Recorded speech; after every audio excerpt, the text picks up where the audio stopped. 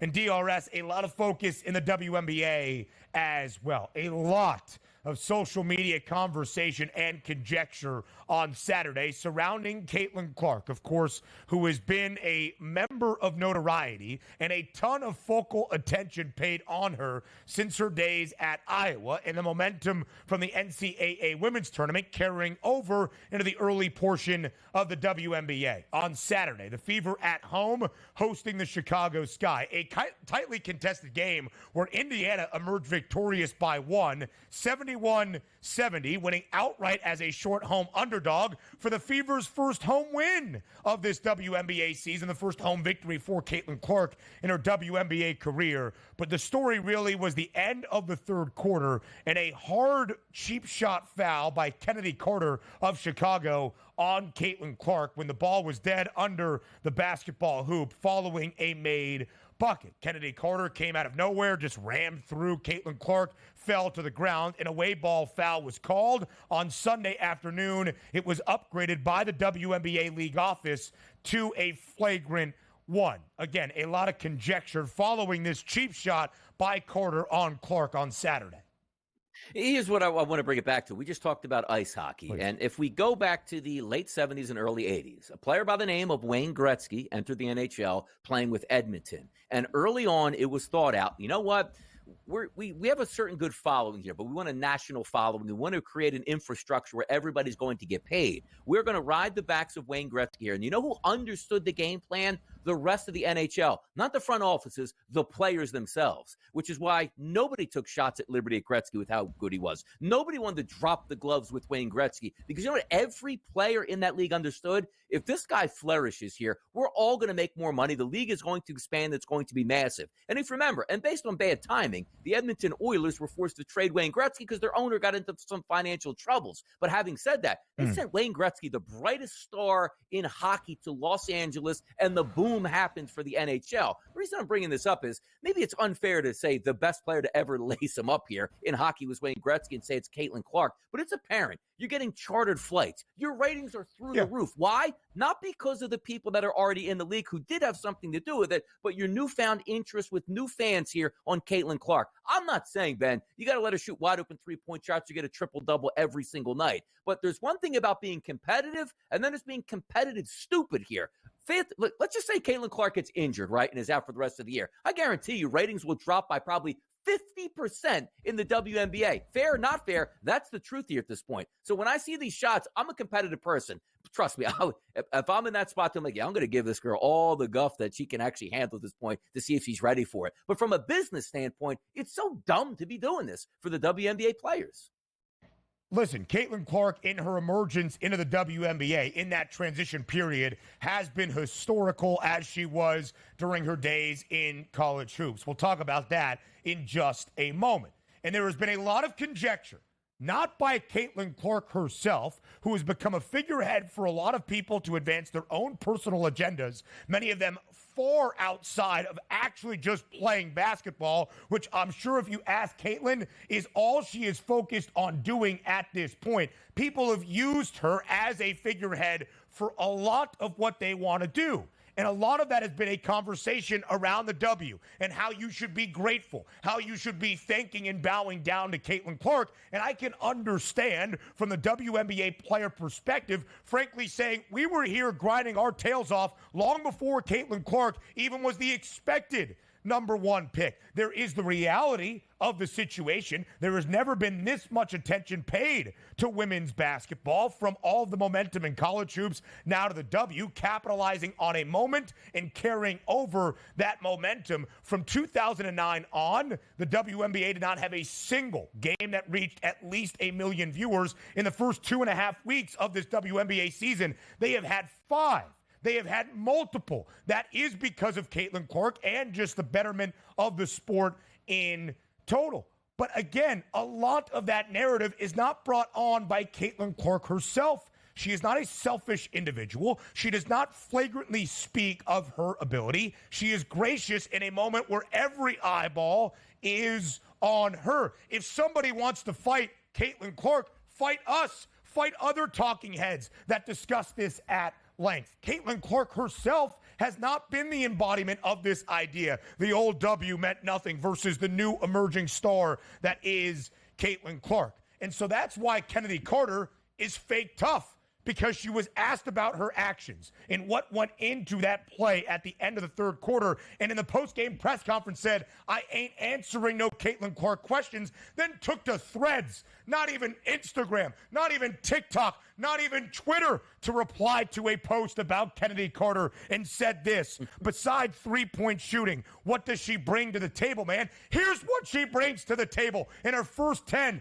WNBA career games, Caitlin Clark is one of 2 players in the history of the league, alongside Sabrina Ionescu, to have at least 150 points, 50 assists, and 50 rebounds. She is one of 2 players ever in the history of the WNBA to do that. The stats speak for themselves, and Caitlin does not speak for herself. Her play does, and it's historically significant once again, like it was in college basketball.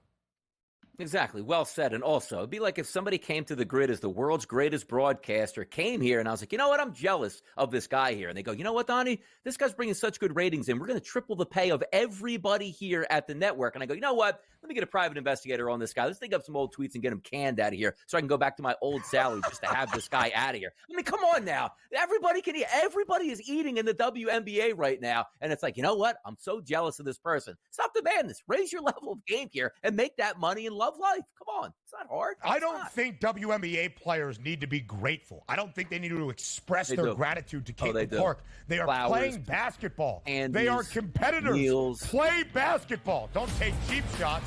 We'll talk about it more up next. It was one of the biggest sports stories of the weekend, probably the largest in terms of social media attention paid to it on Saturday afternoon. Again, the upgraded now flagrant one dished out by Chennedy Carter, a cheap shot on Caitlin Clark during Saturday's game between the Fever and the Sky. And we continue the conversation here on this Monday on the early line. My main point, DRS, I will finish with this. Our producer, Joe Frieso, and myself were discussing via text on Saturday afternoon into the evening hours, because some of the conjecture around Caitlin Clark, not brought on by Caitlin Clark, either her play or what she has said, has become frankly outrageous. At the end of the day, we are using the WNBA as a vehicle, as a foundation to spout out whatever nonsense and spin whatever narratives we want. We don't really do that in a ton of other sports, in large part based on play on the actual floor. Yes, certain individuals carry more notoriety for what they do maybe off the field, but based on simple play, we do not use sport as a vehicle in oftentimes to spin whatever narrative we desire. And Caitlin Clark is being used as a figurehead to spout off agendas that have nothing to do with Caitlin Clark, the individual. At a certain point, I hope we get back to discussing this sport as a sport, basketball, and what play is like on the floor. It is not being used with all the notoriety and attention that is put on the W right now in its essence.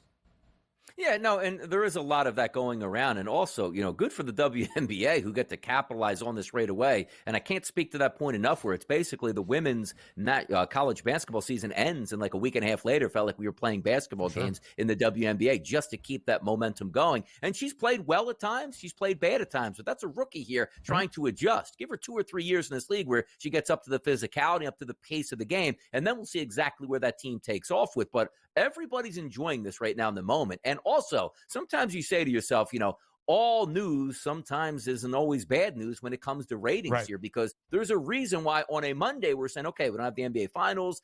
We probably would talk about 3 or 4 segments here of NFL, like, hey, where's that team total going for the Cincinnati Bengals if T. Higgins doesn't play? But we're spending multiple segments here talking about the WNBA, and rightfully so, because these are the topics we like. When things go viral, we're going to talk about it, and it's not going viral. Did you see Caitlin Clark drop 38 points last night? No, the viral point is, did you see Caitlin Clark get knocked into the first row here in a flagrant foul and have the other teams actively celebrating while she's on the ground at this point. It's wild to see. And also adding that fuel to the fire. Sometimes you can get in front of the podium, and Caitlin Clark does a great job of this, of diffusing the situation. We're just talking about between the break. You're losing the biggest game of your life and you're getting taunted, only to go to the podium and say, that team's really good. She's a great player. And we talk a lot of trash out here. It's just us being competitive. Like, wow, that's taking the high road at this point. Now, you saw the players was it the Chicago Sky, don't go to the podium after the game here to answer questions when you do everybody wanted to answer. And when you talk about diffusing the situation, all you have to do is go to the podium and say, yeah, we were getting back and forth. I caught an elbow a couple times down the court. I didn't expect to really hit her all that hard, bumped her, she fell down. It wasn't meant to be like that. But when you don't go to the podium and you celebrate, it's like, yeah, I meant to do that. And frankly, I wish I would have knocked her into the first row and out of the game at this point. It just adds all that fuel to the fire. But again, we're talking about it here. So W for the WNBA. Because ultimately, what Caitlin Clark has always expressed is that she wants to focus on playing basketball and being a competitor. When Chennedy Carter got to the podium following the game and said, I'm not answering Caitlin Clark questions, then it allows the speculation to build. When Angel Reese did not show up for her post-game media availability and was fined $1,000 by the W yesterday, and Chicago as an organization fined $5,000 because they did not uphold WNBA media policies, it's not correct, and they are disciplined and punished as so. Caitlin Clark always is up there and wants to express for herself what matters to her, and that is playing basketball. Yesterday was not Clark's best game, only 3 points. It was not Indiana's best game. They got beat in a big way by the Liberty in Brooklyn, 104-68. It was the 11th game for Indiana in the first 19 days of this WNBA season. Nobody else in the W has played more than 9 games at this moment. It was the second leg of a back-to-back for the Fever. Nobody else has even played more than a single back-to-back. Only 4 other WNBA teams have even played a back-to-back this year. And 6 of the 11 games to start for Indiana have come against teams like the Liberty, the Sun, and the Aces. Those 3 teams only in the W last year that won 25-plus games, and Connecticut is a perfect 8-0, and they've played the Liberty, a WNBA Finals team from a season ago, 3 different times already to start off this year, trying to capitalize on the momentum of pitting Clark and her Indiana team against the best in the WNBA.